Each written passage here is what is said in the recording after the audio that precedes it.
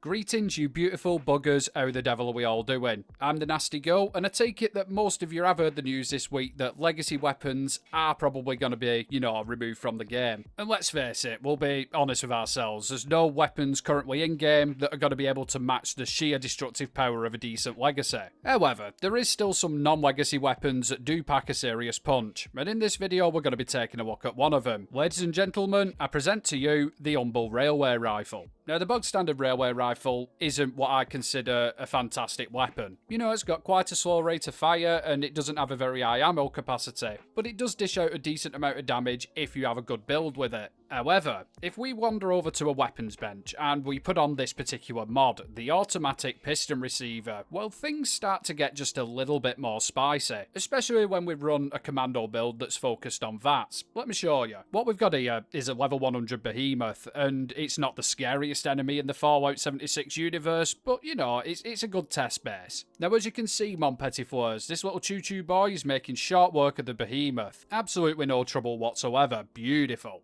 And what you've also got to remember is, this is a bog standard railway rifle, no legendary mods at all. Right then, before we go any further, let's do a little comparison, shall we? Nah, I think we should. This gun you're seeing on screen now is my budded fixer. It's nothing special, but it's the one that I use to, just run around the wasteland doing Fallouty stuff. I will say though, it is an absolute beast for critical shots, but anyway. Much like the railway rifle, the behemoth isn't too much of a challenge, but it is taking a lot longer to kill it and using a lot more ammo as well. And like I say guys, this is a blooded fixer coupled up with a blooded build, so you'd expect it to do a little bit better than a bog standard level 50 railway rifle.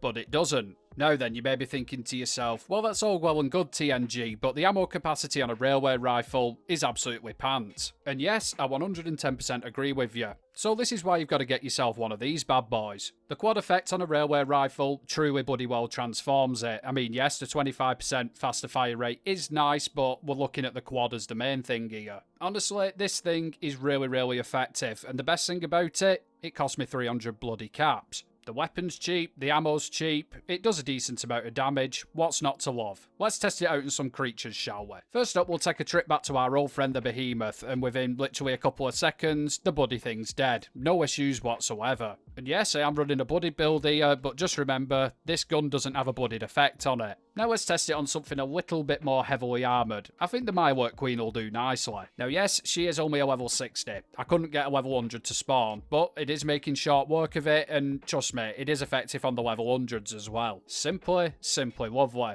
And for one last test, I can see some Scorch Beasts at distance over there. Let's have a crack at them as well. And bish bash bosh, absolutely ruined in 30 shots, I think it was. Beautiful. Now don't get me wrong guys, I'm not trying to say that this is the best weapon in the game. There is some god roll fixers and handmaids out there that absolutely destroy this. But it is a nice easy weapon to get hold of, it's cheap, the ammo's cheap, and to be honest, you don't really even need a build to run a quad one. I will say though, I have got some blooded ones, I have got some explosive ones, and there isn't that much in it, to be 110% honest with you. For a little added note here as well, for the 12 people that do actually still PvP in this game, this thing's actually really bloody effective. Now sure, it doesn't have the power of a quantum stacking AC-130 guy with his exploding Gatling plasma, but trust me, if you get a VATS lock on somebody and you open up on them, it will, they'll know about it. Obviously, it does have some drawbacks. If you have the 25 faster fire rate, it's pretty much uncontrollable in free aim. Just forget about it. You're not hitting anything. And if you did, want to run the aforementioned blooded build with a blooded railway rifle or anti-armor, something along them lines, you are going to have a really low ammo capacity. To sum it up, guys, legacy weapons are going. And for the people that have spent actual real money on them, it seriously must be a kick in the penis. And I genuinely, do feel bad for you. But it is a thing that's going to happen, and we've got to get on with it. And while weapons like these will never match the damage and the area damage of a legacy weapon, they're still really fun to use, and most of all, they're really, really cheap as well. Plus, you're not going to blow yourself up with your own bullets, are you? Anyway, guys, I hope you enjoyed this video. No, it's a little bit different, and I don't claim to be an expert on weapons. It's just stuff that I've picked up, while I've been playing the game. As ever, I'd like to say a massive thank you to all my Patreons, and if you want to see more weekly Fallout 76 content, hit that subscribe button. Anyhow, as we say it north, I'll love you and leave you, and I'll catch you next one.